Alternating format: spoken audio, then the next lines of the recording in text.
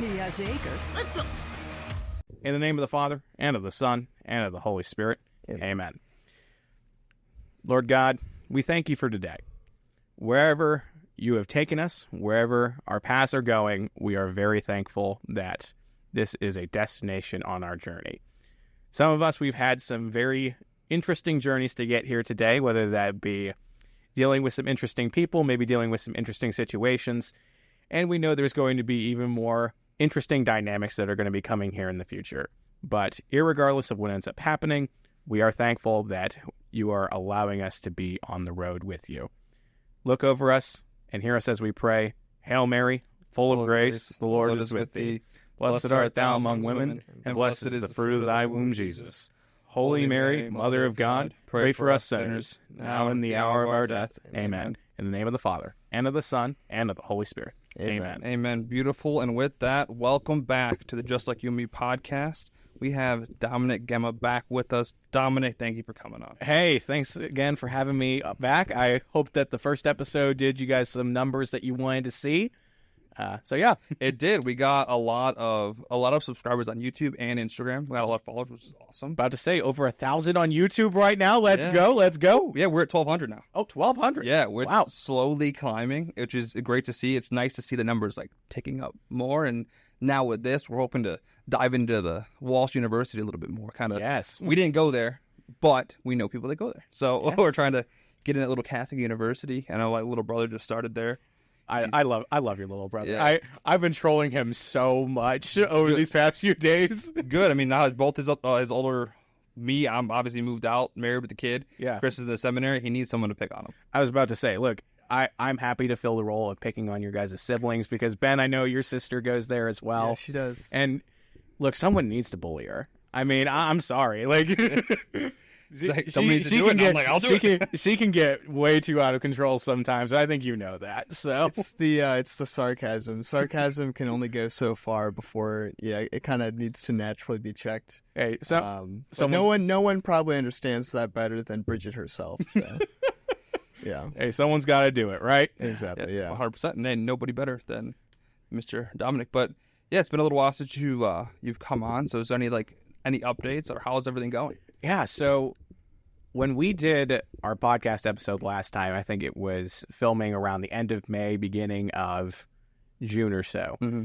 So much stuff has happened in between now and then. I mean, it's 2024. It seems like this year has just been wild overall. I mean, in the world of NASCAR, which is something that I care a lot about, you have a couple new winners, a lot of drivers breaking their winless streaks, and in a similar way, I feel like a lot of winless streaks that I've had have really been broken in these past few months.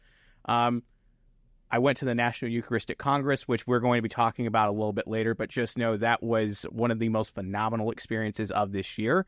I also got to go see a NASCAR race with my brother. We went out to Pocono, so we got to go see the racetrack. We also got to see the Pocono Mountains. We took some great pictures in front of the Delaware Pass. It was a place on his bucket list, and I'm really glad that he showed it to me, even though I am a horrible hiker. I could not keep up with him the entire time. I was really seeing how much I am out of shape. So, You said it was a mountain? Yeah. So the Delaware Pass, like the Pocono area, that end of that state is just full of nothing but mountains. Mm. It's terrible. You're driving through mountains. It's a lot of winding turns. It's a lot of fun to drive through. And it's also a very pretty sight.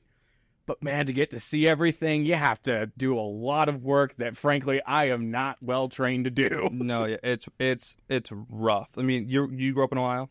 Yeah, yeah. So we don't have mountains here. We have we have hills. We have some good hills. We have some really good hills for sledding. Yeah, 100%. For sledding. Like, not skiing. Yeah, that's sledding. Definitely not skiing. Sledding. But I remember when I first saw a mountain. It was in New Hampshire, and we hiked up Mount Washington. Ooh. It was a 14-hour hike up, and then we peaked 3 other mountains and then back down.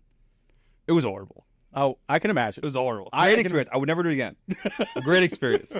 It's like, it was amazing. Don't ever make me do that again. Yeah, well, that's the thing is, like, people, like, when you hike something that big, like a mountain, you have to take a drink or celebrate afterwards. Right. So you hike for 8 hours to get to the top.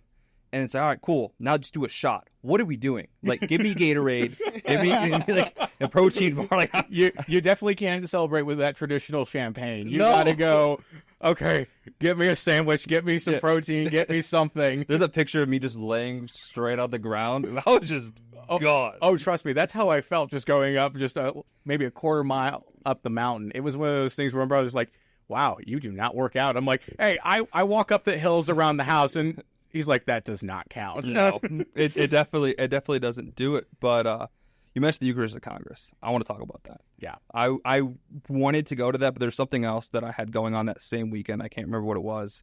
Was that when you had a son? It actually did. He did come at the same time. But there was something else I had scheduled too. It was Villarreal Fest. Yes, yeah. Yeah, Villarreal Fest, my son, and then everything all happened at the time. It's actually probably good I didn't even buy tickets because I know it was a little bit more on the expensive side. But Ken, the other half of Divine Revival, was able to go get some great images and just to kind of see just how big it was and how many Catholics were there celebrating the Eucharist. Yeah. It was insane, but I could not imagine what it was like being there. So I'm so excited to hear about it. Yeah, so the National Eucharistic Congress was a wild experience.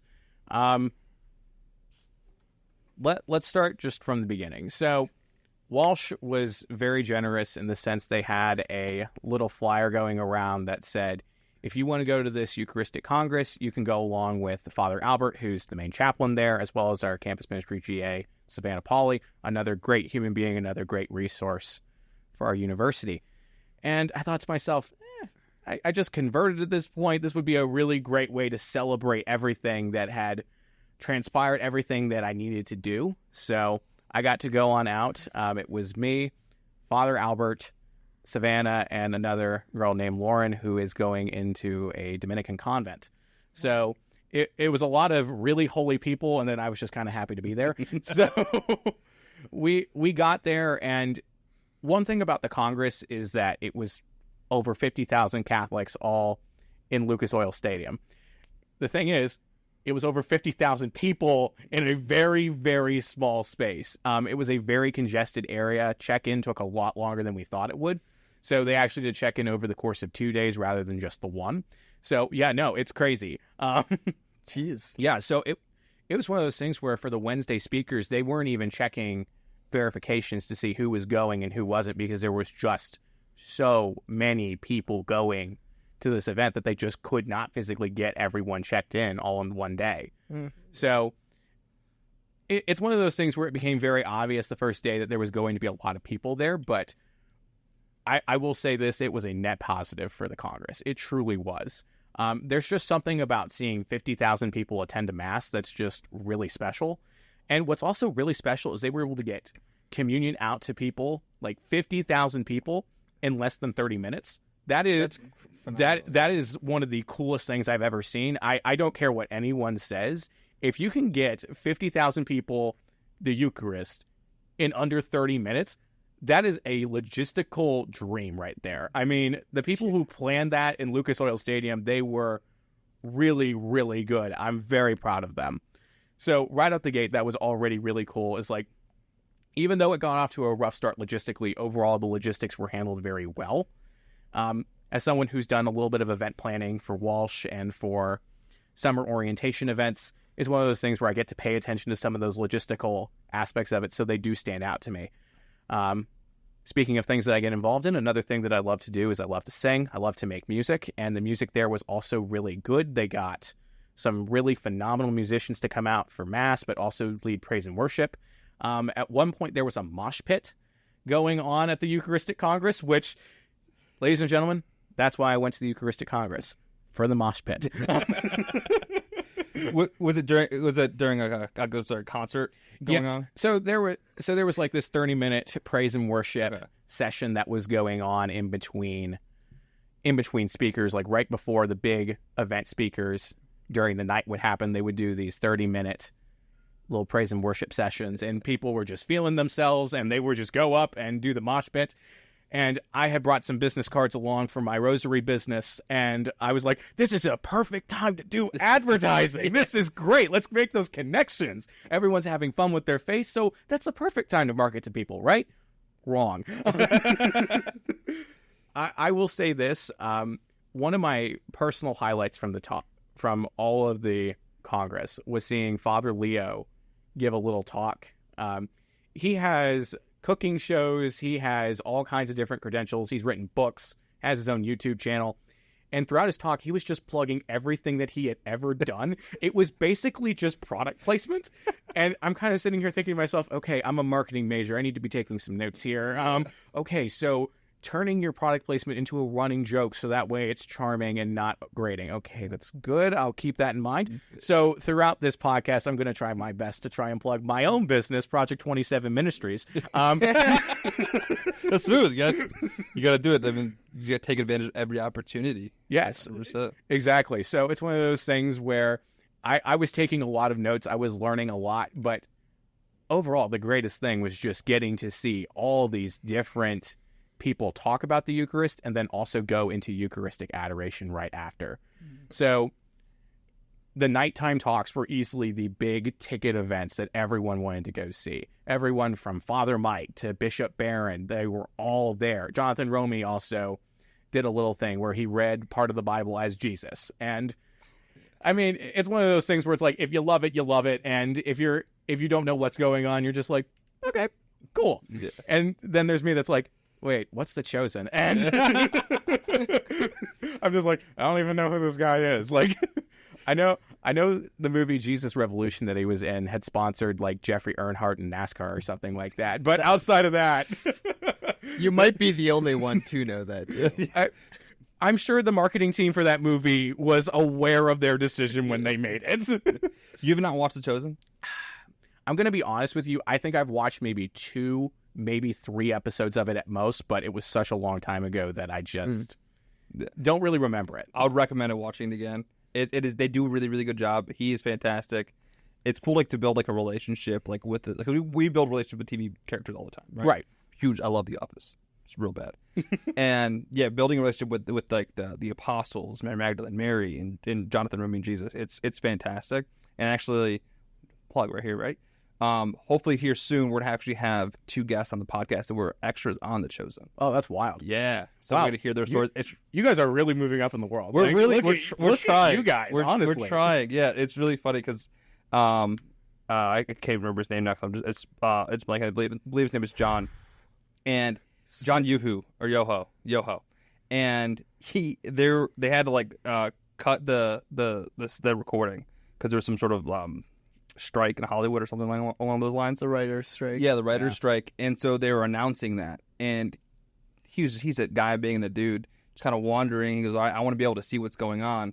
And so the picture of him as he was coming out of wandering, and he was next to all of the cast on the stage as they were presenting, like saying thank you for everybody. So it's like Jonathan Romy, like Andrew, the person who's producing it, and then that guy. That's wild. Right next to Jesus. That's wild.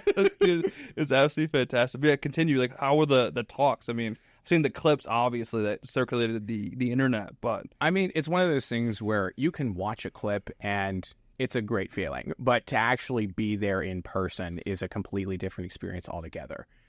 There's something special about hearing Father Mike say, it takes knowledge to be a great person, but it takes love to be a saint.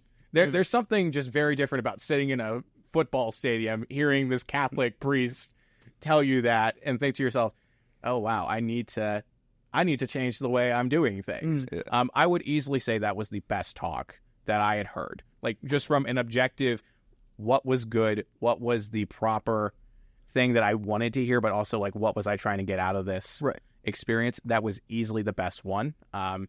Just because I feel like to a certain extent, he wasn't just talking to people in the audience who were Catholic, but he also was kind of talking to people who weren't.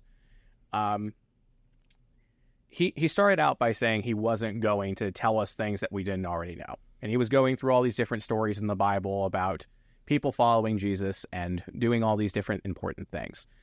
And he's like, look, I have not told you anything that you do not already know in this speech. So why are we not doing it? And that is just a very powerful thing to do in a speech. I competed in speech and debate for a few years. So it's one of those things where all my different skills are coming into play. I'm like, okay, the music is really good. I really wish I was a part of that. The logistics are really good. I wish I was a part of that. And now like the rhetoric is really good. And that's one of those things where when you go to retreats, you don't always know what the speakers are going to say. And full disclosure, like I've been to some retreats that have been really phenomenal, but I've also been to some retreats where you can tell that one or two of the speakers chose to go off script. And some of what they said is just not very good. Like, usually it just doesn't make any sense. Sometimes it's just people feeling themselves and just trying to be like, Lord Jesus, it's so good. You remind me of a taco. Like, it's little things like that where I'm just like, okay, you're very clearly ad-libbing this.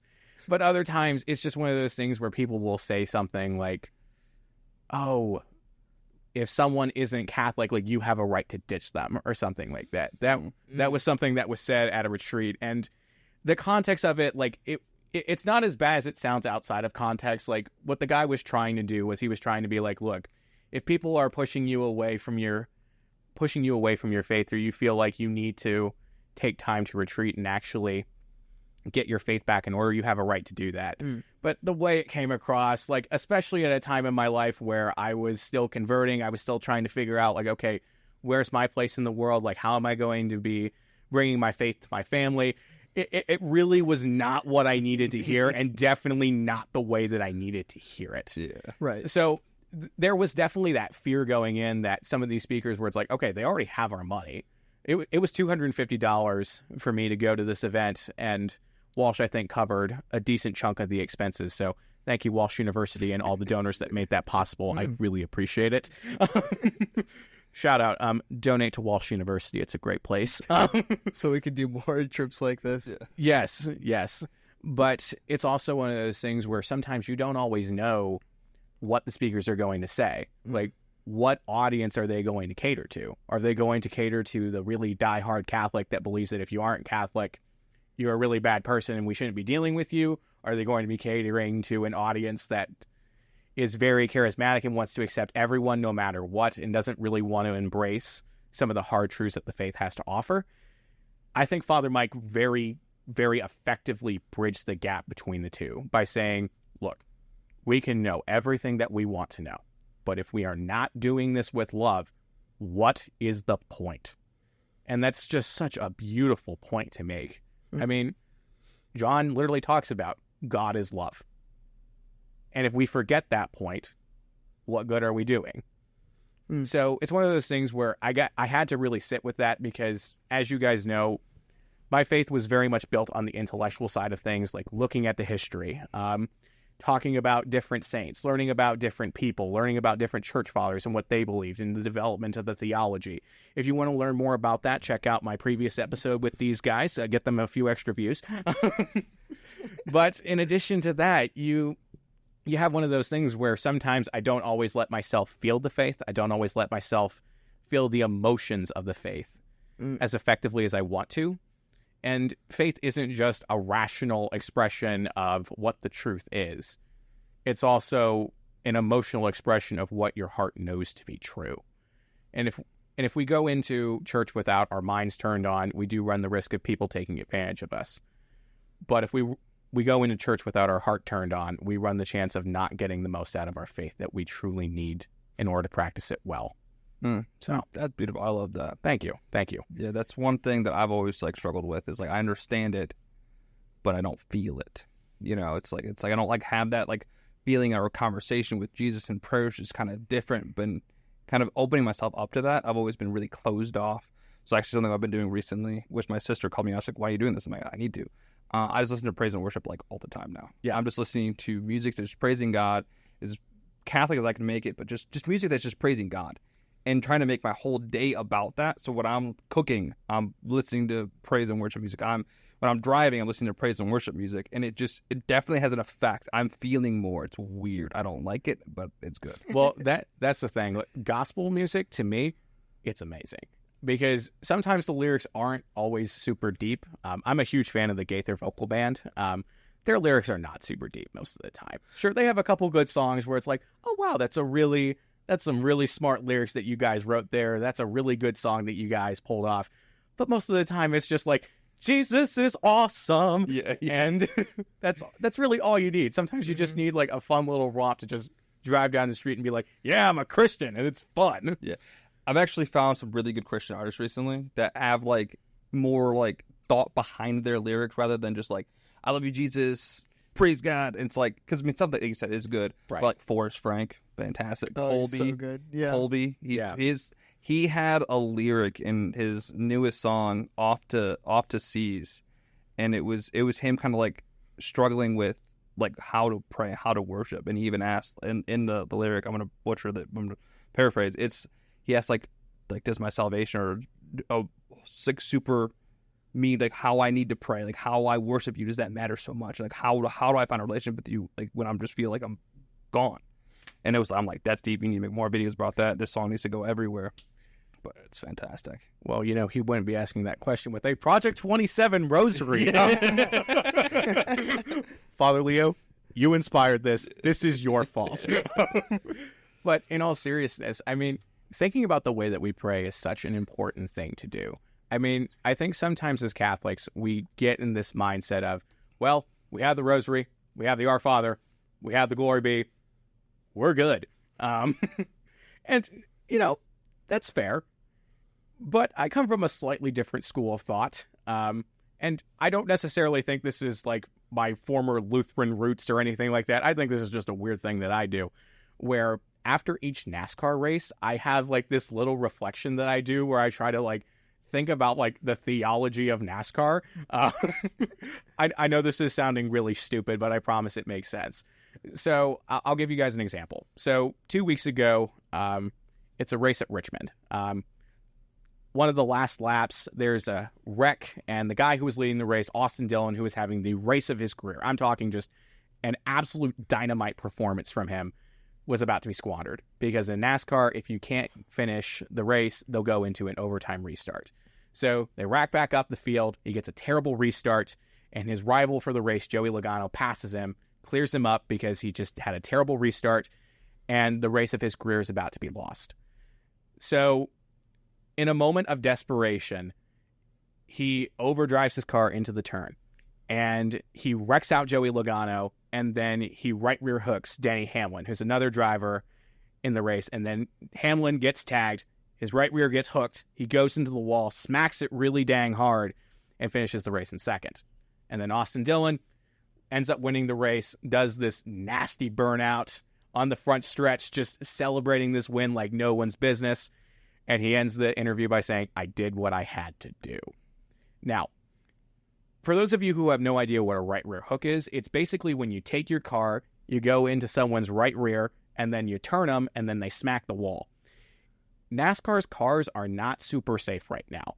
And Denny Hamlin had just had shoulder surgery. So after he got out of the car, he's like, yo, my shoulder's kind of hurting. And I'm sitting here like as a Denny Hamlin fan thinking to myself, oh my gosh, this guy might have dislocated one of my favorite driver's shoulders. This isn't good. So I go to bed a little bit angry, and this is about a day before I have to move into Walsh. So I'm sitting here thinking to myself, I could be reflecting on like everything that I want for the year, but this race is just sticking in my head. So I'm sitting here thinking to myself, okay, instead of trying to worry about like all the different things that are going to be starting with the school year, I want to take a moment and I want to think about NASCAR. And I thought to myself, I'm like, okay, I'm mad at Austin Dillon. I'm very clearly mad about the situation because it was heinous. It should have never happened. But the more I started thinking about it, the more I'm like, okay, what good can come from this? So I started thinking about all the times in my life where I've had a surefire win, where I've had things going so well, and then something happens, and then it just goes so horribly that I either take it out on somebody or I do whatever I can to get how good that situation was back. And then the more I started applying it to my life, the more I started realizing, you know, if I was in Austin Dillon's situation, I don't necessarily know if I would have acted a little differently. And, you know, approaching it with that kind of empathy, I don't know. That's what prayer can do. When you genuinely bring up your troubles to Jesus, he can open up your mind to, hey, he is made in the image and likeness of me just as much as you are.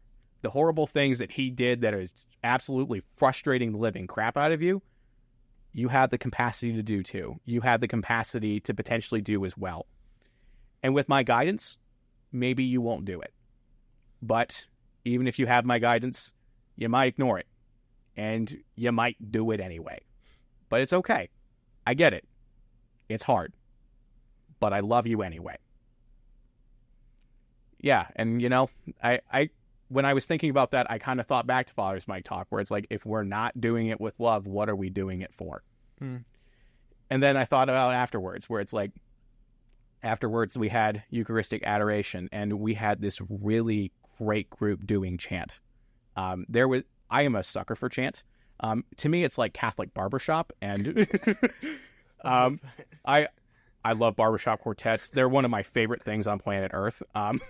One of the big developments in my faith life is like, I am officially committed to Little Flower as my home parish, my base of operations, if you will. And one of the big reasons why is actually because of a guy there named Isaac Temelkoff. Isaac and his wife Megan are just two phenomenal human beings. I mean, Ben, we're in a little Bible study with them right now, a little book study, just learning about how to pray better, how to actually have these big developments in our prayer lives and take full advantage of what we need to do. But what I learned about Isaac was that he competes in the Barbershop Harmony Society International Contest, and he had made it to the finals that year for the Next Gen Quartet Championship, and he was competing for, I think, $10,000, which, yeah, I know, $10,000 to sing barbershop. That's absolutely wild to me. Most people do it for free. In fact, they'll pay money for their outfits. They'll pay money for the songs. They'll pay money for all these different things. And he's like, yeah, no, we run the chance of maybe getting like 10 grand out of this. And I'm sitting here thinking to myself, that's awesome. Yeah. I remember his wife texting me because we had an event that day of some kind. And she's like, hey, I'm not going to be at this event tomorrow. Isaac's competition time for the Barbershop Harmony Society got moved. And I'm like, well, forget that event. I'm going to see that instead. So I'm sitting here thinking to myself, oh my gosh, this is going to be amazing. And he sounded great. He finished 19th out of hundreds of quartets that entered.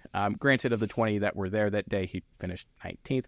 But, I'm going to be honest with you. I don't always agree with the decisions the judges make in barbershop.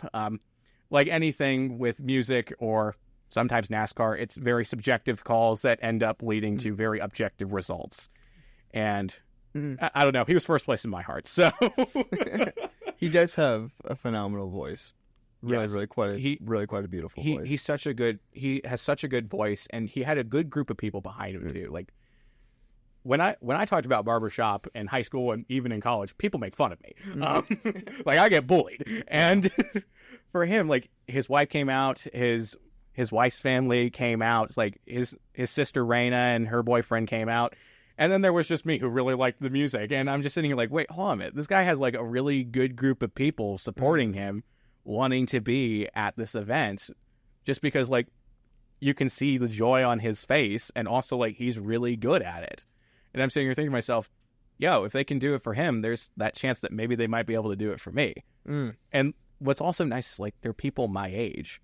I don't have to necessarily be in a choir full of like 60, 70, maybe even 80-year-olds to feel like, yo, these are my people. Like, I'm connecting with people my own age at this group, and that's absolutely wild to me because I'm used to a lot of my friends being older. I'm used to a lot of my friends being like the older people at church, and there's nothing wrong with that. I love old people. I love the elderly. I'm pro old people. That almost sounds worse now that you had to like clarify. You guys will take this out, right? You guys will edit this. Oh, leaving it in. No, this all stays. Yeah, this all stays. Dang it! All right. Well, I'm going to get raked over the coals for this one. No, in all seriousness, I've been told that I have the soul of an 80-year-old man trapped in a 21-year-old's body. I mean, my favorite musical artist is Johnny Cash. I like barbershop quartets. I love studying history. I like going to church on Sundays. I mean, that is quintessential 80-year-old man right there. And there's nothing wrong with that. I mean, these are the things that bring me joy, and I'm glad to know that my hobbies don't really need to change much for me to be happy when I'm 80 versus when I'm happy now. Right, yeah. If anything, I think that makes my life easier, so y'all need to get on my level. But no, I think it's really cool just in the aspect of like the different groups that you see kind of like popping up everywhere. I think that it's something that is just, it's so important because, we are called to be a community, right? First off, like the Catholic Church is a church, right? It's not individuals. It's made up of individuals to create the body of Christ. And when you have a group like the Eucharistic Congress in Indianapolis, right? Like you're seeing the full manifestation of what that means when people come together to create something beautiful, like these beautiful acts of love and the masses that are celebrated, the talks that are given, the memories that are made, all these like beautiful things that are happening. And on a much smaller scale, it's just as important to do these small groups, like the prayer group that you and I are in at Little Flower, or even that barbershop quartet that Isaac is in, or that any one of his friends are in, or anyone that he knows are in, like all these different things. It's important to create these groups because when you're in a group, you're committed to that group because you love what that group is doing. Right. Otherwise, you wouldn't join the group unless you got like kidnapped or something like that, and you have no choice. You're singing. Yeah, like, you're singing. Like, we would never do that to any guy at Walsh, even though we are desperate for guys to join the choir at Walsh. Please join, please. I don't know if you've mentioned it either, but Dominic does have a rosary business. Yeah, you're right. I'm sorry, we went too long without the product placement. Yeah. Project 27 Ministries. Buy your rosaries today. Yeah. But I mean, just going back to the Eucharistic Congress a little bit, was that kind of a thing that you maybe heard, like a theme, was just the importance of bringing people together?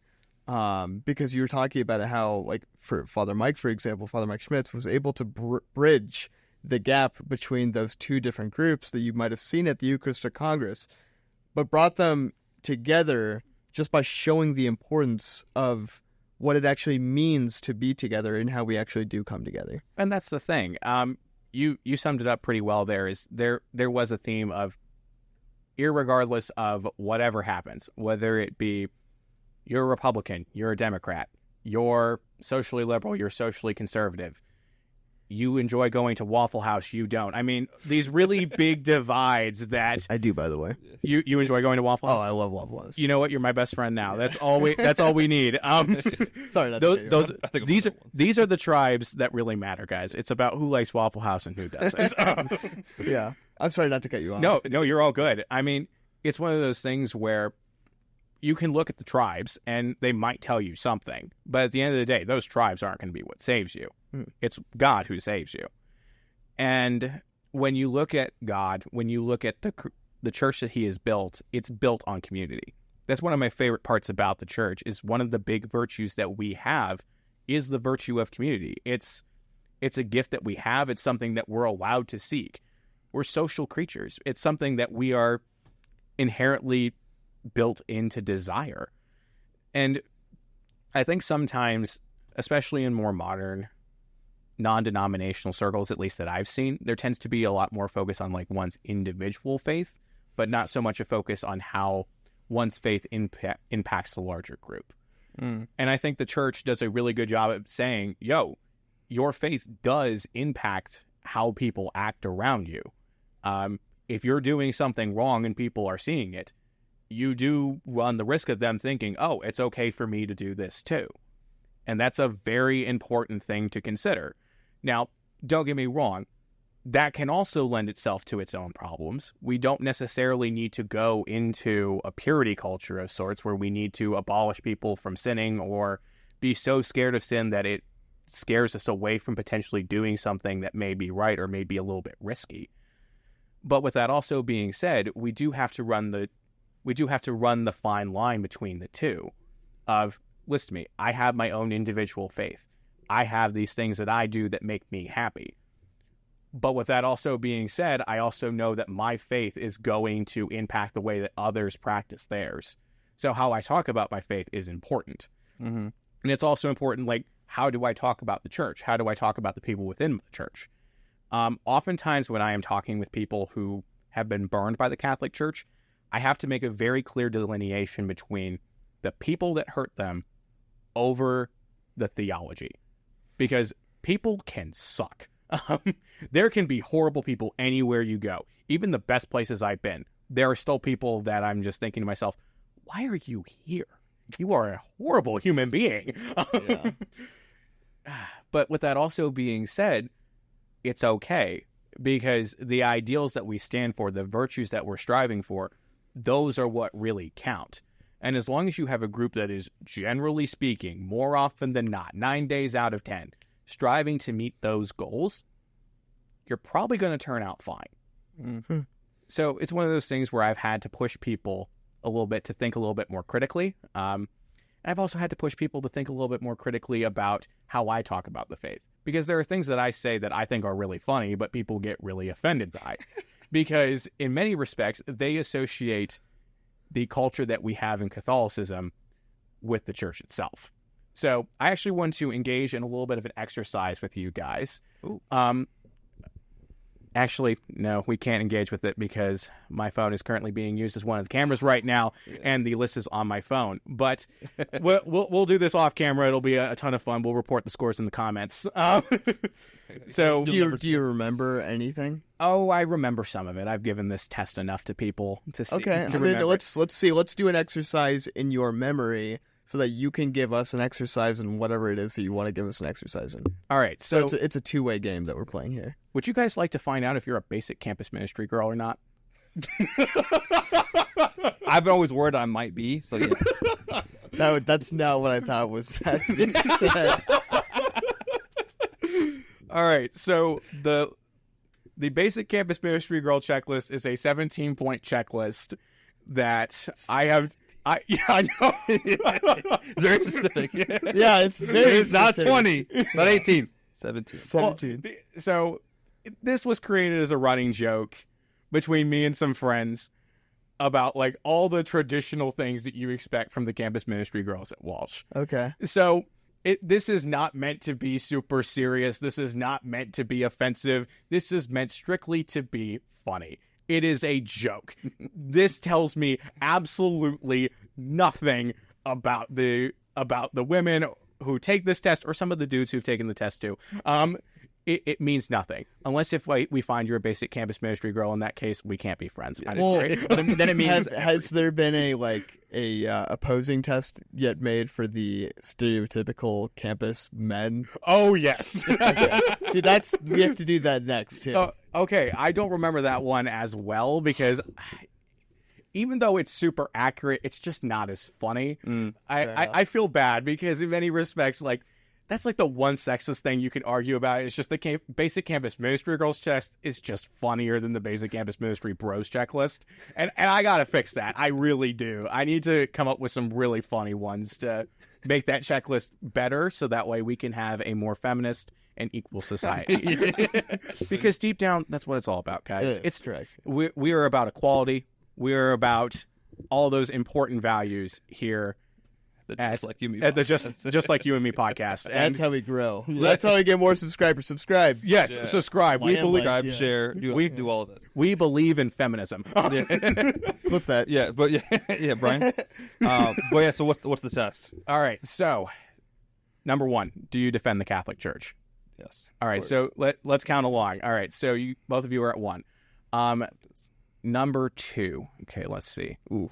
Oh, it gets tricky. Yeah, now it gets tricky because I'm trying to remember. I'm remembering some of the vague ones, like, okay, are you a basic white girl? No.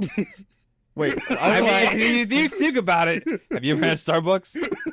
Do you Yes, have a specific Starbucks order with at least 3 different No. components to it? Okay, if then I you're not a basic. if I get coffee anywhere, it's just going to be black. It's caramel macchiato, extra shots. Actually, to be fair, so like if I went to Starbucks, I wouldn't get anything. If I go, there's one coffee shop in Akron that I'll go to every single time. I'm going to get a cappuccino. That's fair. You know which one I'm talking Nervous about? dog? Angel Cafe. Angel Falls. Yeah. Oh, is that a new one? No, it's been there for Okay. It's in Highland Square. It's in I Highland Square, had yeah. heard something about a new coffee shop that had been started by some Catholics around here, but Oh, by Catholics. No, this, Yeah. this This is definitely not Catholic. okay, noted. Noted. It's in Highland Square. You know about Highland Square? Dude, I've lived in Canton my entire life. I know I- nothing about Akron. its nickname is the Hipster Hideout. Ah, the Hipster Hideout. Fun. It's a political way to put it. Yeah. I'm not gonna say who came up with that name, but that is what it has been. All right, I'm gonna say you qualify as a basic white girl. I could be. You're great. Yeah. That's awesome. Yeah, I'm at one. Yeah. So number 3, you have to have the vibe. The vibe is where I look at you and I say, yeah, you're a campus ministry girl. Do I have the vibe? I don't think I have the vibe. You don't. No. Okay. You don't. Is that bad though? Maybe, yeah. Wait, do I want I have no aura. Dude, negative aura. All right, so I'm not remembering all these off the top of my head, but I'm remembering some of the vague, specific ones. You have to be single and ready to mingle or actively hate all men, and there is no in between. Oh, unfortunately. Oh. Fortunately, we're both married with a kid, so we're still Good save, Mike. That's what I was going to say. So, okay. So neither of you are single and ready to mingle or actively hate all men. Okay, that's good to know. Let's see. What are some other ones? Do you have religious jewelry and or clothing? Yes. Okay. Christian stickers over all your water bottles or computers? At the duck, a lion, and nope, I have 2 ducks. Well, if it was a pelican, I would have argued for it because they have some cool symbology in the early church. Well, yeah. Well, actually, soon I will be buying a "Just Like You and Me" sticker. Oh, you can find it in our shop. We have merch now. It'll go right down below. Right there. Guys, product placement is my thing. Remember? Which, speaking of product placement, Project 27 Ministry Rosaries. Buy now. I'm still at 2. Right. You're at 1. All right. No, I'm at 2. You're at 2. Yeah, because of the. The clothes. I'm at 3. Yeah.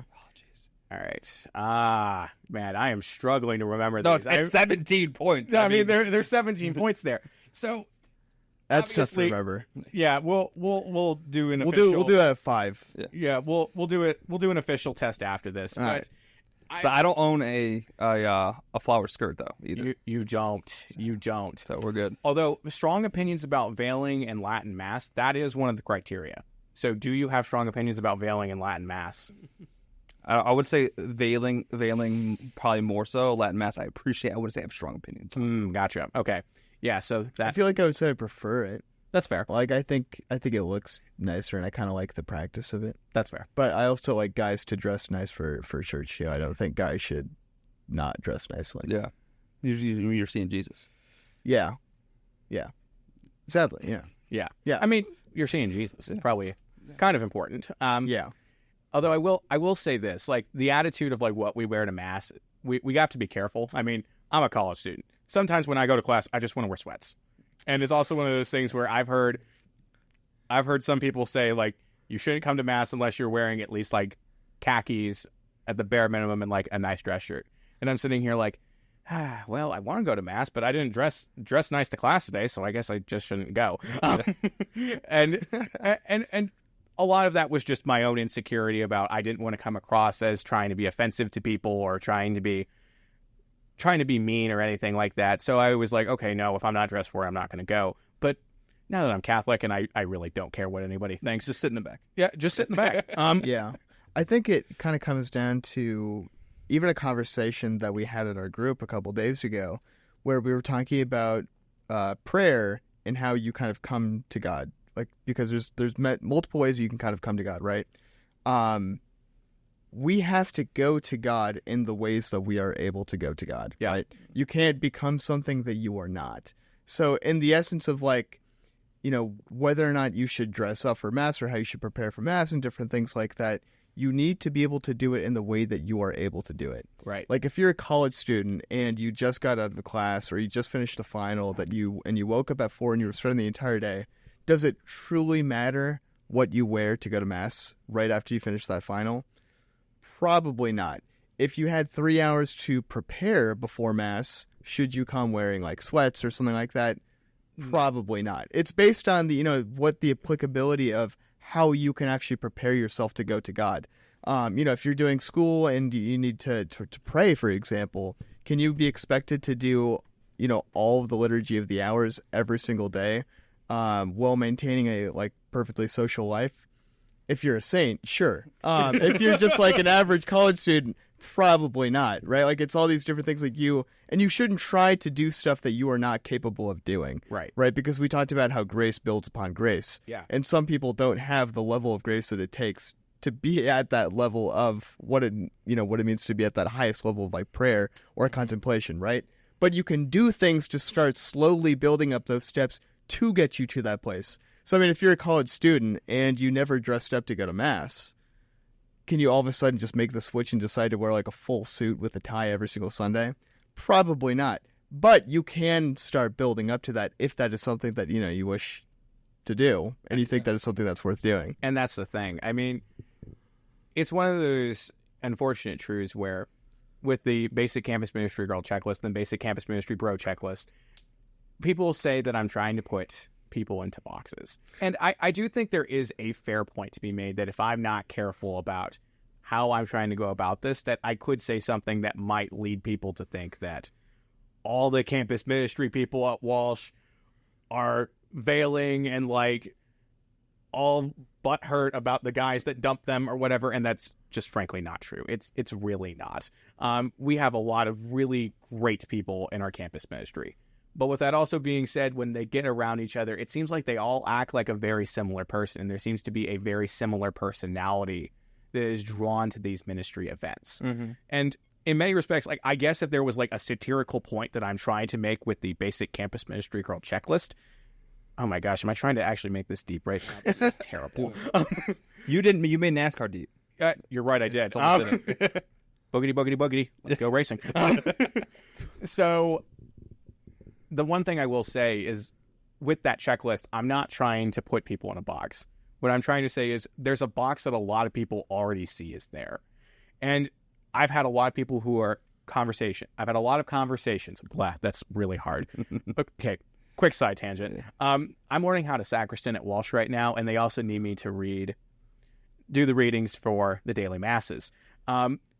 Days that I've done well with sacristaning, it seems like I absolutely screw up the readings. Especially last Sunday, I was doing the readings and I did a really good job sacristaning. I didn't forget anything. The past few times I had forgotten the large host they used for communion, and I'm sitting here like, wow, I feel like an idiot right now. But I'm sitting here like, okay, I remembered everything. I'm a great sacristan. Now I need to go up and do the readings that I had practiced for. I'm feeling super confident, and then I'm just thinking to myself, a reading from the letter of Corinthians. It's like Paul said to the Hegibeans, and I'm just sitting here thinking to myself, I don't know what I'm doing. English is such a hard language. Well, even the video that I made that I sent you to review, you're like, oh, this video is awesome, but it's Saint Irenaeus, not Irenaeus. And I already was like posted up, and then like, I'm kind of sitting here like, do I tell him? Like, I don't want to come across as a jerk, but I'm also like, yo, Irenaeus is my homeboy. Yeah, like, I appreciate it because I would have never known. I'm like, yeah, I'll just keep mispronouncing his name forever. That's my thing. I love the early church fathers, so it's one of those things where if anyone needs to know how to pronounce their names, let me know. I will do my best to help you. Yeah, I'm asking every single time now. Good deal. Yeah. Very good deal. But anyway, what were we saying? All right. The list of phrases or checklist for basic. Yeah. Sorry. The list of phrases not to text Catholic women is something completely different, but has grown quite a bit. Last time that I had seen you guys, I think we were at just around 100, maybe barely had gotten there. Now I think I'm at about 146.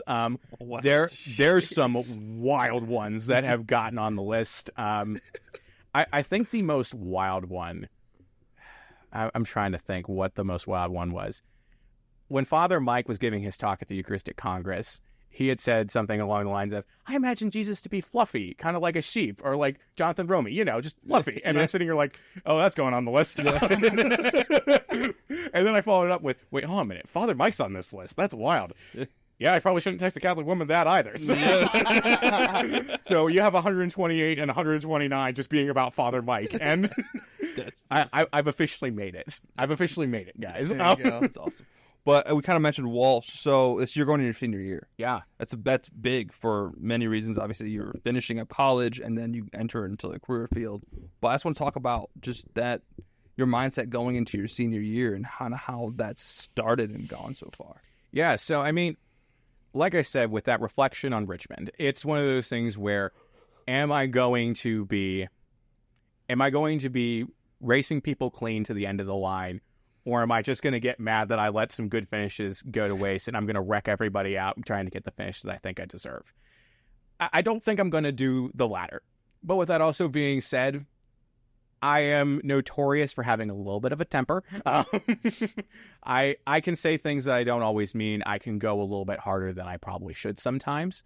So trying to strike that balance between what is the line? What do I want to say to people, and what kind of legacy do I want to leave behind?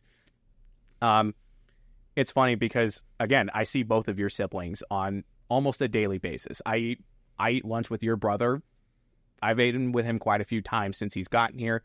And Bridget, last year I gave her quite a few meal swipes after choir, so she still owes me one for that, by the way. So Bridget, if you're watching, you owe me. But it's also one of those things where I'm just sitting here thinking to myself, these are the people who are going to be taking up the mantle. These are the people who, when new people are coming into the ministry and they're seeing what Walsh is capable of, they're going to be the ones who are making those connections. They're going to be the ones who are going to be inspiring people on a day-to-day basis, not only to want to be Catholic if they're not, but for the people who are already Catholic to continue pursuing their faith. I think that's one of the most beautiful things that I've learned from being a convert is you don't just get confirmed and then go to Waffle House after you get confirmed to celebrate. Like, you can definitely do that, and I did, but it was funny. I build this as like the biggest celebration of the year of just going to Waffle House after I got confirmed, and me and a couple buddies went out afterwards. It was a great experience, but you're not celebrating the end of a long journey. You're celebrating the beginning of one of the greatest you're about to embark on. So for me, it's remembering that just because I'm a convert, that does not make my faith better or more important than anyone else's.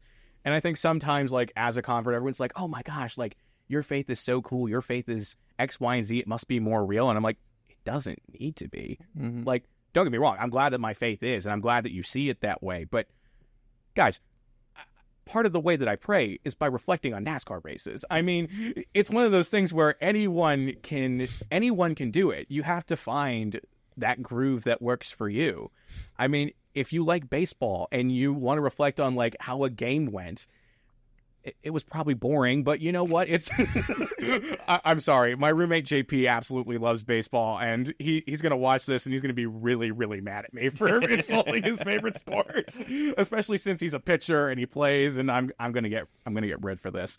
But we all have ways that we can learn more about the church. We all have ways that we can develop our relationship with God, and not only just develop our relationship with God, but also develop our relationships with one another. Right now, as we are filming this, the Walsh University Cast for Life is doing their inaugural meeting. I couldn't be there today, but you know what? Shout out to you guys. I'm rooting for you guys to do some good work to help out some people, not just for like the unborn, but also for people who are already here, taking care of moms in our local area who might need our help, taking care of the homeless, taking care of people who just frankly need our help, because I don't want to see people get hurt. You know, we have a lot of really good people, and sometimes we don't always see the struggle they're going through. But yeah, there's one thing I want to touch on. You mentioned like how people like look at Converse and like, oh wow, your face is so beautiful, just on fire. It's you have everything that all the Catholics have. You didn't like call Rome and get like a special packet of like, here's a secret sauce to be on fire for your faith. Actually, there is a secret sauce, and it's Project 27 Rosaries. Oh, fantastic! But you know what I mean? Like you didn't get anything special. Like, right? We all have the same things, just like Father Mike's talk about. Right. He goes, we all have it. You all know what to do. Do it. Yes. And that's a beautiful thing to just constantly reflect on. That's why we love having converts on and having that conversation, because it allows us to reflect back on our faith and kind of make those connections, because it's really easy to get stuck in obligation. And just that was what my family was taught. That's my culture. Like that's normal to me. Right. But why am I doing it? So I think it's a great thing to bring up. But wow, for the food at Walsh, is it any better? Okay, guys. So here's what I will say. My favorite thing is Taco Tuesday. So every Taco Tuesday we have everything you need to make a good taco. I'm talking beef, queso, chicken, queso, nachos. You can put queso on those nachos. It's very important. Sometimes they'll actually have fries right next to the nacho station. You get some fries, get some bacon bits from the salad bar, make yourself some queso bacon fries. So good. And look, queso bacon fries, man. Listen to me. Come on out, get some lunch with JP on Taco Tuesday. Get yourself some queso bacon fries over at the Service Dining Center at Walsh University. Great place to be. In all seriousness, though, like, don't get me wrong. I come from a family where my dad's Italian and my mom became Italian by osmosis. It's one of those things where I know what good food is, and the Service Dining Center does not always get to my mom's level. I'm not going to sit here and act like they do. No one ever has, and I don't think anyone ever will. I think if I meet a woman who is able to make an Alfredo that is close in quality to my mother, I will have to marry her on the spot, because I know I will never get... I know I won't get anyone who can make it better. I know I can't. But with that also being said, I think the food is still pretty good. It's okay. And, you know, here's the thing. If you're worried about the college food, I've heard stories from my brother up at John Carroll where the food just is not very good. He's eaten hamburgers, I think, probably 4 of the 5 nights out of the week, because he's just not a fan of the dining food that's up there. So some of you guys need to do like a scouting trip down to Franciscan, because that's got to be like a selling point for the Catholic school. So we have better food than Franciscan. So something that I didn't talk about with the Eucharistic Congress was the day after Father Mike's talk, I had actually gotten a text from a friend of mine who transferred away from Walsh to go down to Franciscan. And before I continue, she did give me the permission to tell the story. So I'm leaving her name out of it, but she had texted me and she's like, yeah, I need you to pray for me right now. My faith is kind of in a little bit of a rocky place. And I'm like, what do you mean? You're like one of the most devout people I've ever met. Like you can very clearly tell, like, you are just a strong believer. Like, you truly love other people. Like, just one of the nicest, kindest people I've ever truly met. And she's just like, yeah, I feel like I'm just kind of going through the motions. I don't really feel like my faith has grown a whole lot. I feel like a lot of Protestants around me have stronger faiths than I do. Like, they have such a strong relationship with Jesus and they have all these wonderful things. And I just don't know if I'm limiting myself with the Catholic perspective right now. And you would think, like, going down to Franciscan, like, the most Catholic place in Northeast Ohio, really just Ohio, or maybe even like this Midwestern sect in general, like, she wouldn't be having that problem. But I asked her, I'm like, why do you think this is the case? And she's like, everyone here at Franciscan, they have come prepared to take a holy hour, to go to Mass daily. And if you're not ready to do that right out the gate, there's like this layer of, you feel like you're behind and you have to do it just to catch up, not necessarily because you have to authentically grow in your faith. And I thought about that, and that answer kind of horrified me because I knew that was going to be part of it. I know people who have stayed in ministry circles their entire lives, never really getting outside of that bubble and talking to people of different faiths or of different backgrounds and mindsets. And they don't necessarily know how to interact with people on a basis that isn't strictly about Catholicism sometimes. And it can be tough. So I saw her and I just asked her, I'm like, look, do you think that you need to leave the church? And she's like, I don't think I do. And I'm like, good, because you don't. You don't need to leave the church. I mean, don't get me wrong. There are a lot of Protestants out there that have a wonderful relationship with Jesus, that are able to see what the Lord is doing and are on fire to love their neighbor and to give to charity and to go out and serve the poor, do all of that stuff, and they don't have the sacraments. And don't get me wrong, as a Catholic, that makes me very sad, but as a person who just wants to see this world reflect more of the kingdom of God, the fact that people are willing to do that, that's an amazing first step, and I am advocating for that all the way. So I'm already on fire for that. But thinking that you have to change your faith in order to make your relationship with Jesus better, that's not going to fix your problems. If anyone is struggling with their faith, either as a Catholic or a Protestant, one thing that you do have to ask yourself is, why are you struggling? Are you struggling because the community around you isn't giving you what you need to be successful? Or are you struggling because the teachings themselves are pushing you in a direction where you don't feel like you're actually growing, or because it just doesn't make sense. And for me, I think I found something that made a lot of sense here in the church. That's why I converted. That's why I'm here, is because I think I found something that made sense, something that's working for me. And I'm also finding good communities that are pushing me not only to say, no, this makes sense, but also, hey, there are other things that you can be doing too that can help you get to where you want to go. So in many respects, your faith isn't just you. Your faith is not just you. Your faith is everyone around you as well. So consider the communities that you're in. Just because it's 98% Catholic does not necessarily mean it's going to be where you're going to do the most growth. Walsh, I think, is about 50% Catholic, if I'm knowing the admissions data correctly. But just because we're 50% Catholic doesn't mean that we're 48% worse than Franciscan. That is not true at all. In my personal opinion, I think Walsh is a perfect place to grow your faith. Because for people who aren't Catholic, you're getting exposed to the Catholic perspective in a nuanced and very fair way, with professors that know what they're talking about, with people who are beyond capable and are honestly just genuinely on fire for the Lord to be able to tell you, like, yo, this is what our church believes, this is what our church professes, and we want you to join us because the kingdom of God isn't complete without you in it. But along with that, you also have that 50% that isn't Catholic. So, and that's a really great group of people to have as well, because by having that group of people here, you can realize, oh, the people that I'm talking to, either for my entire life or never at all, they're not all of them are Catholic anymore. I have to change the way that I'm talking to people. I have to change the way that I talk about things, because I'm coming across as elitist, maybe even a jerk. And it's been an eye-opening moment. I mean, don't get me wrong. We all look back at college. I'm sure you guys will look back at your college days and think to myself, oh my gosh, I said so many stupid things that I don't believe anymore. And for us, you're in a very interesting environment where you're going to learn a lot. And for me, I've enjoyed being able to learn like what the Catholic perspective is, but also how to bring that perspective to people who don't necessarily share it. And I hope that I've been doing a good job. I don't necessarily know if I have been. I don't necessarily know if I've done everything that I need to. I'm sure it would help if I gave them Project 27 rosaries.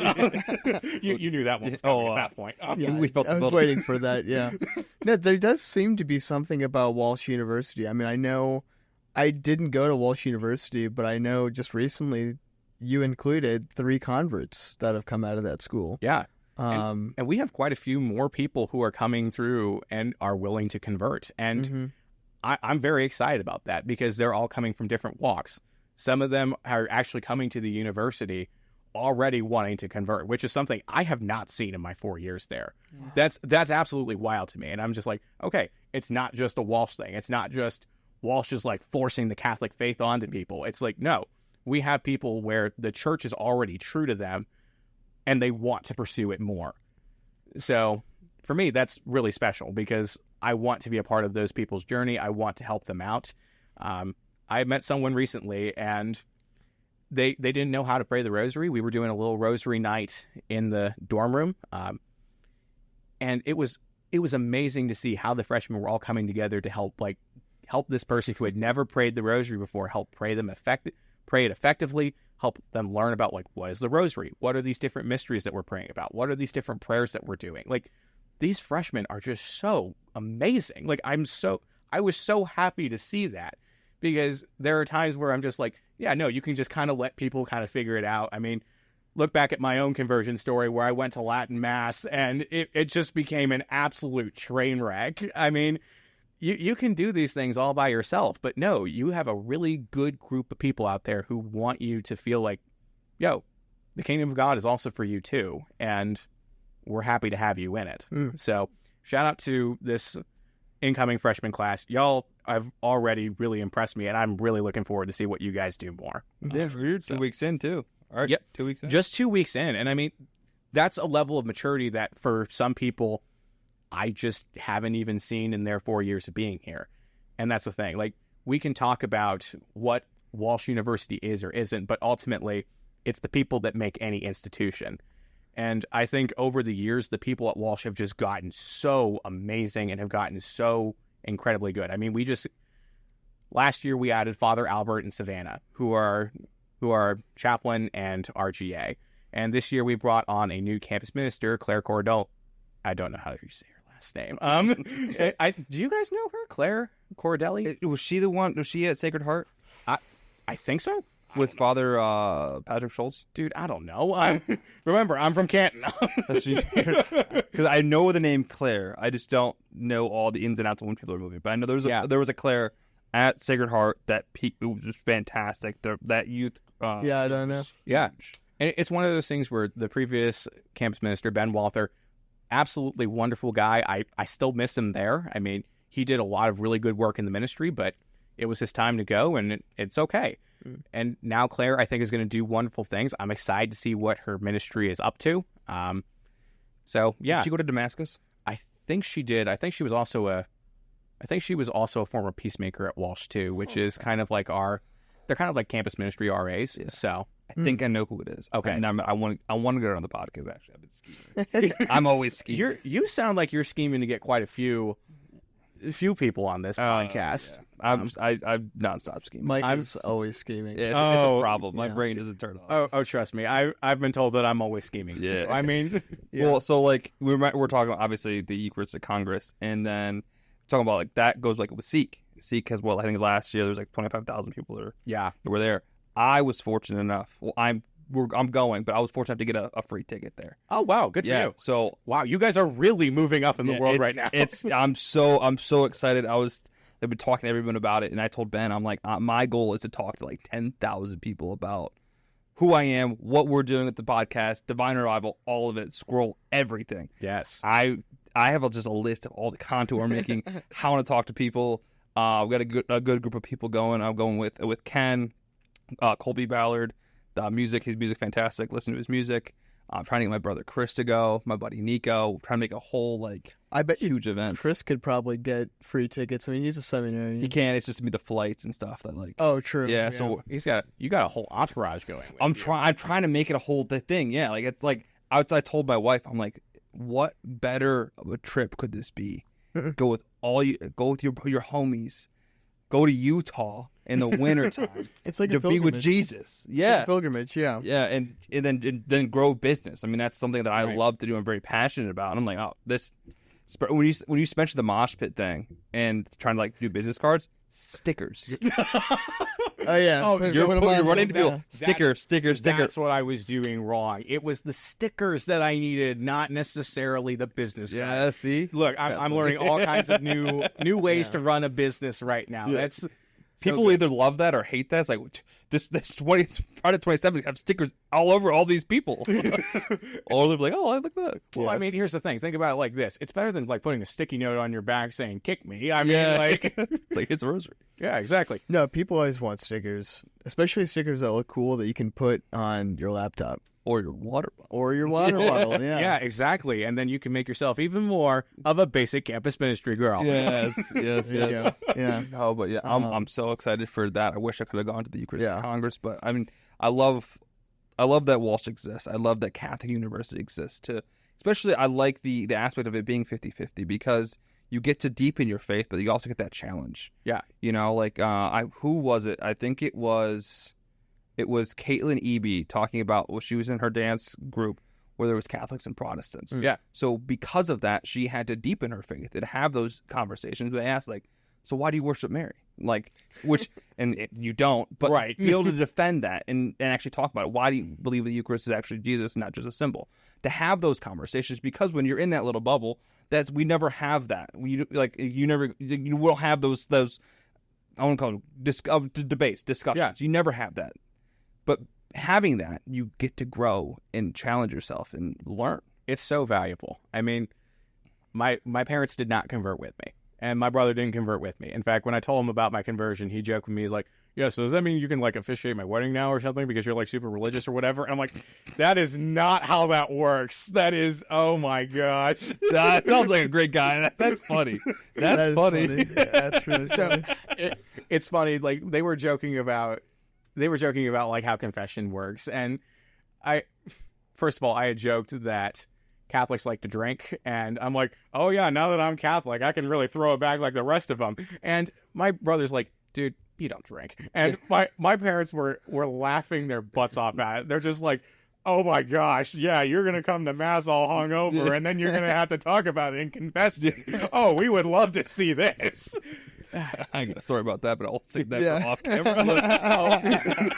Look, it's funny. I really do not drink. There are only 2 times that I've really drank hard alcohol that isn't like Miller Lite or just some kind of beer. And both of them have actually been at Walsh. Both of them have been actually for the purposes of bettering the faith community there. The first time I tried hard alcohol, I was escorting around the Archbishop of New York. So we invited the Archbishop of New York to Walsh, and I can already see the look on your face of, this is not going to end well for us. So I thought it was like, you mentioned it, and I thought it was like the Bishop of like Youngstown or Steubenville. Oh, so Bishop Bonner and I love Bishop Bonner. They asked me to escort him around when I was a freshman at Walsh around graduation, like be his little secretary. And I had gotten the call the night before, and Dr. Collins was like, oh, yeah, like when you're talking to the bishop, you need to refer to him as Your Excellency. Now, keep in mind, this was the same year that I brought the cardboard cutout of Martin Luther to Walsh. And I'm sitting like, oh, now I understand why you guys are making me do this. Yeah, you weren't even Catholic. Oh, I was definitely not Catholic. It was funny because I also had to drive his car because he parked in the wrong spot.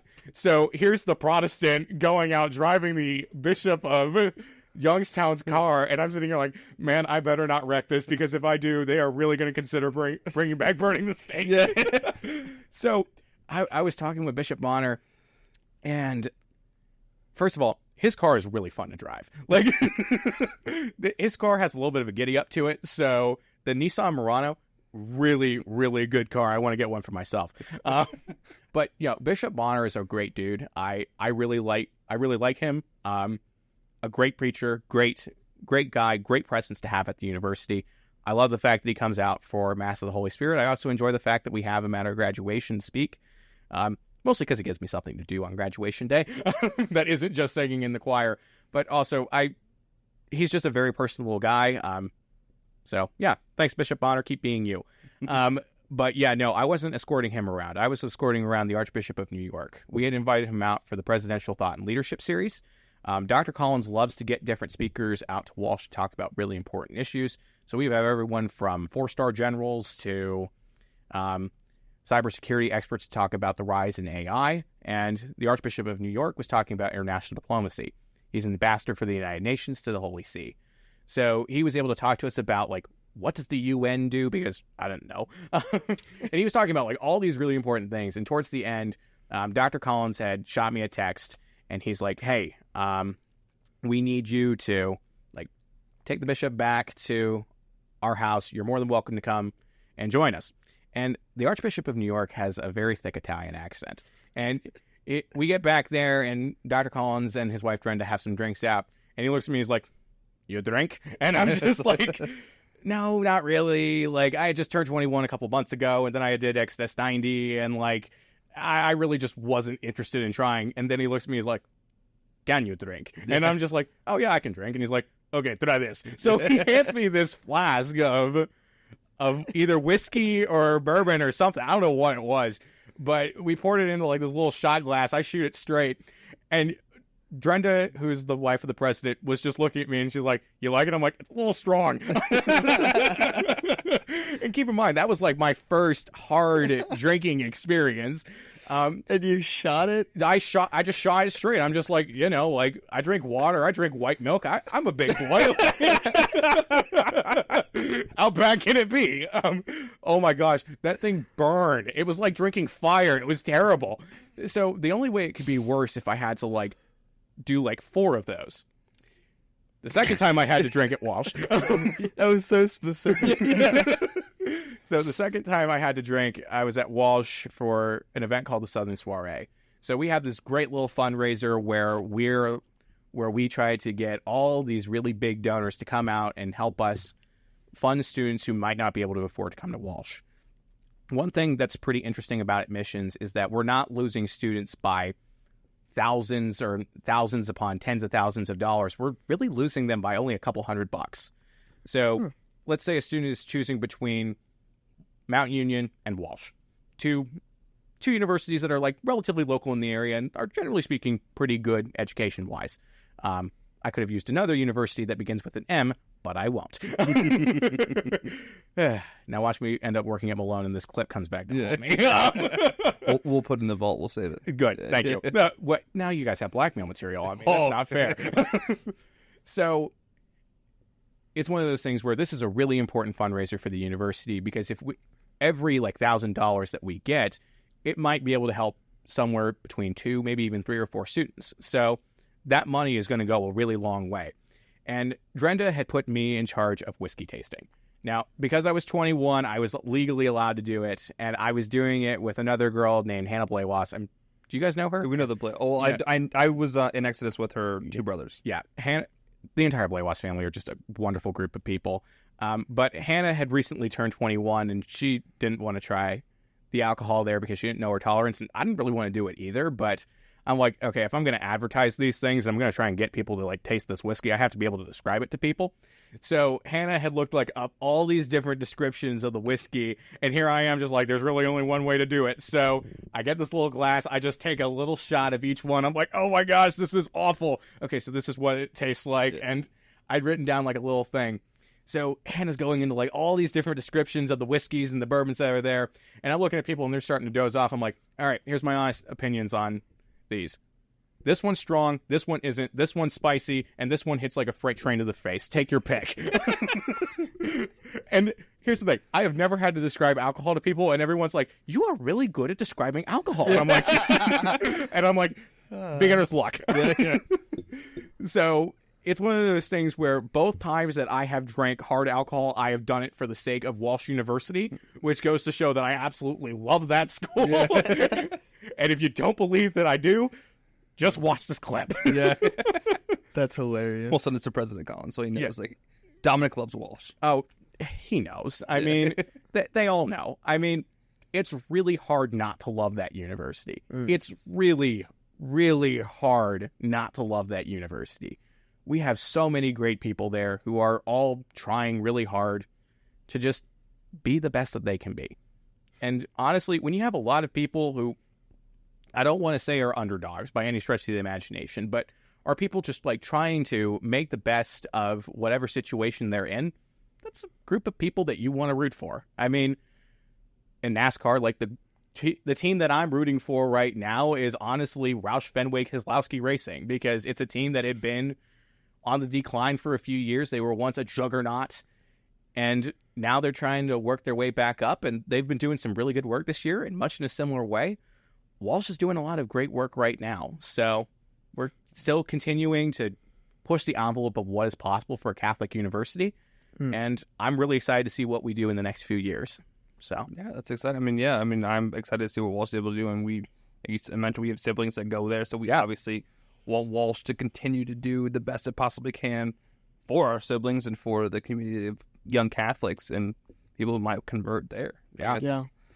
Honestly, I wish I would have gone to Walsh. I went a different life path. I went to Stark State, but you know, you do what you can. Exactly. It all works. Yeah. look, the whole reason I went to Walsh is it had nothing to do with, oh, I'm really looking for the Catholic university. They just gave me the best offer of all the schools I applied to. I mean, they gave me a full tuition scholarship, and I'm like, okay. In a different way than you thought, too. Exactly. Because it was monetary at first, but then it became spiritual. Well, that's the thing. Like, it's not just about the money, even though if you want to give me money to make you a rosary, I will happily take it. Well, you didn't say the name. Project 27 Ministries. I'm helping you. Helping you pray for decades and beyond. Wow, that's a good catchphrase. I was so proud when I came up with that. I'm like, yes, my degrees in corporate communication and digital media are really coming in handy right now. I am so proud of that. Helping you pray for decades and beyond. Helping you pray for decades and beyond. But wow. Yeah, bars. Yeah. I missed that. Bars. Thank you. That was awesome. That's absolutely fantastic. And Dominic, this has been such a fun conversation. Yeah. So grateful to have you back on. As you know, the end of the podcast, we like our guests just to leave a final thought with our audience. So this is your time. That is your camera. Hello. So I'm saying this as somebody who, over the course of the past few months, has done a lot of different things. There have been a lot of different great experiences that have happened over the course of the summer and now over the course of the coming year. And honestly, I'm really excited to see where the future is going. I hope that you're excited to see where your future is going too. I think at the end of the day, one of the great things about the church is that we do teach in the power of hope. And don't get me wrong, we usually talk about it from a big cosmic sense of, no, if we follow all the rules, if we obey God and we also love our neighbor, we will go off to heaven. But even just in the short term, I hope that you guys, especially those of you who are students at a different university, you make the most of those 4 years that you're there. And if you aren't going to college, that's perfectly fine too. I hope that you're making the most of wherever you're at now, whether it be at your job, at your church, at your school. Make the most of it, because you don't get those experiences back. There are so many great people that I have met over the course of my time at the university that have truly changed my life. And whatever station you're at in your life, you are going to meet so many great people that are going to change yours.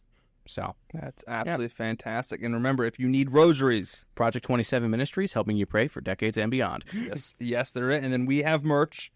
Link down. I'll link Divine Revivals and stuff as well, because we just got to keep spreading the kingdom of God. That's to everyone we possibly can in all situations. But this has been absolutely fantastic. President Collins, thank you for watching the whole episode. We're gonna get you on soon. And this has been the Just Like You and Me podcast. We'll see you next time. Yep. We're out.